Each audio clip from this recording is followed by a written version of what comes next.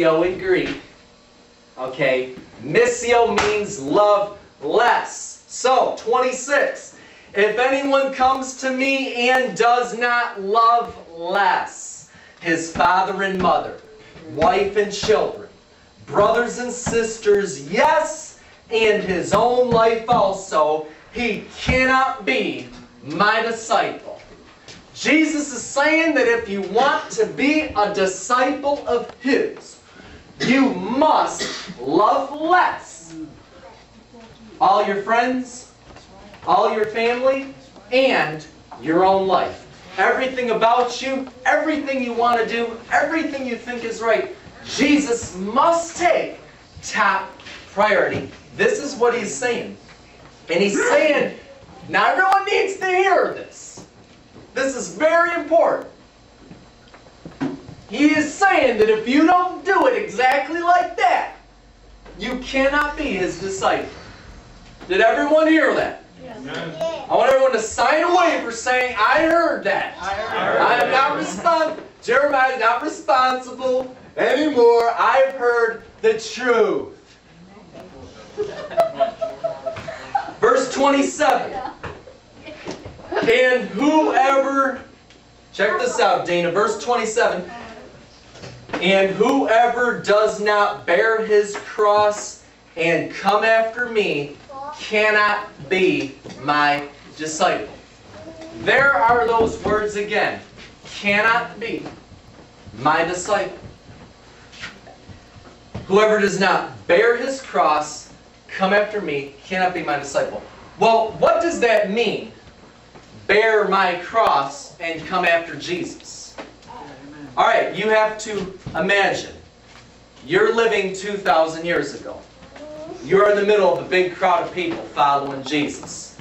You're living in the country, the nation of Israel, which is under the Roman rule, Roman jurisdiction at the time.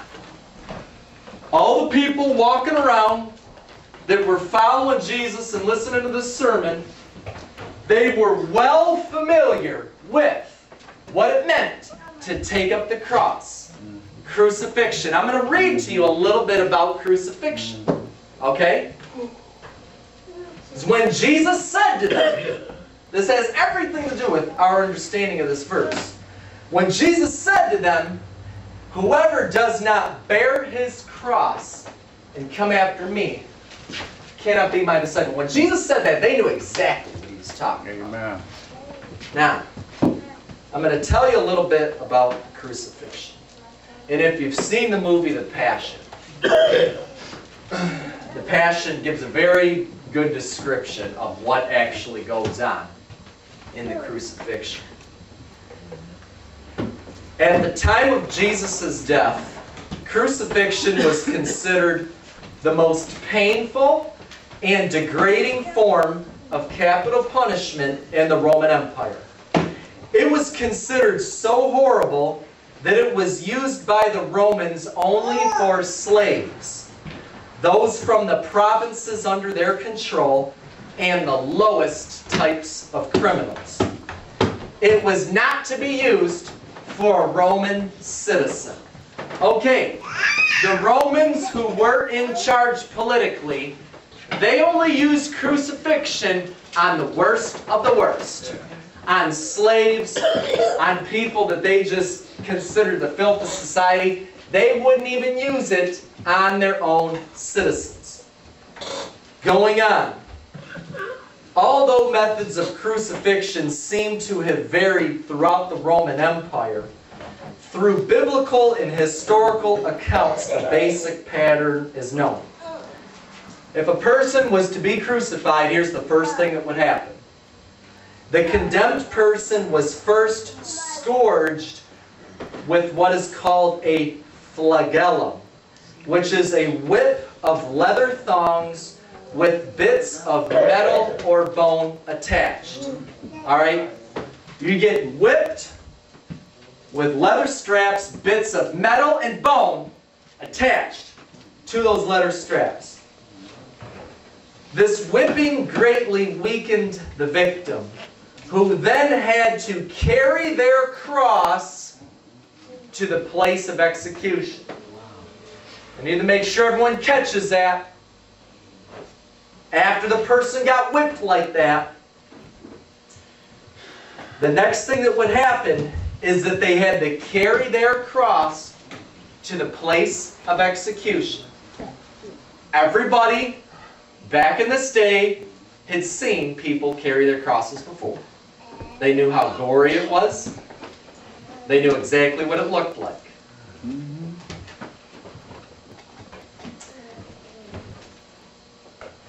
The next thing that would happen also is that a sign telling the person's crime was often placed around the criminal's neck or on the cross. The person was stripped naked, laid on the ground with the crossbeam under his shoulders, and tied or nailed to it. Nailing made the victim die quicker, as it did Jesus, whom the Jewish officials wanted dead before the Sabbath. The crossbeam was lifted and secured to a post so that the person's feet were hanging just off the ground.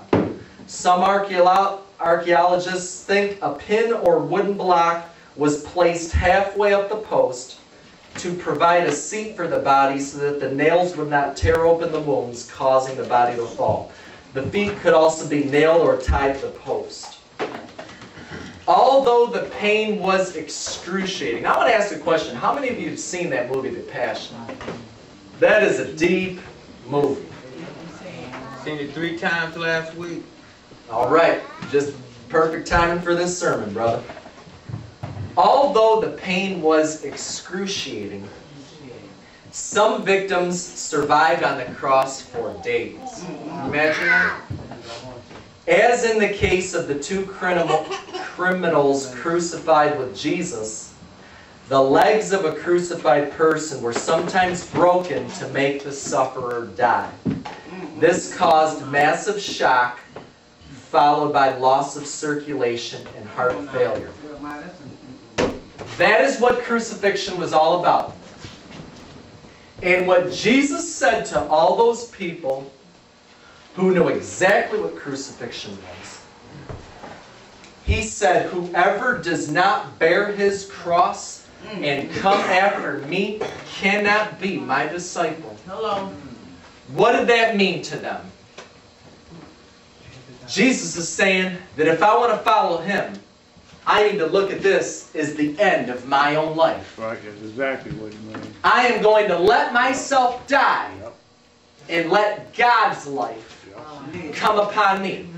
I am leaving behind everything that I have known in the world. All of my thoughts, all of my ways, all of my preferences, everything that I thought was right and wrong. I am letting it all go for the cause of Jesus Christ. Losing your life for His sake. Jesus said, if you don't do that, you cannot be His disciple.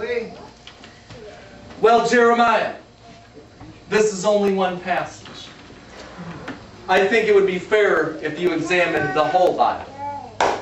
What are some other scriptures that talk about this topic of salvation? I'm glad you asked, because I have more spots in the Word of God for us to go. I want you to turn to Luke chapter 9. Let's see if Jesus in another part maybe softened it up a little bit. Because, you know, that's kind of gory. Now, I want to point something else out to you. How many of you remember right there where we were? In verse 25 it said, now great multitudes followed Him, and He turned and said to them, I can just imagine what was going on here. Great multitudes are following Jesus. His popularity is at the top of the charts.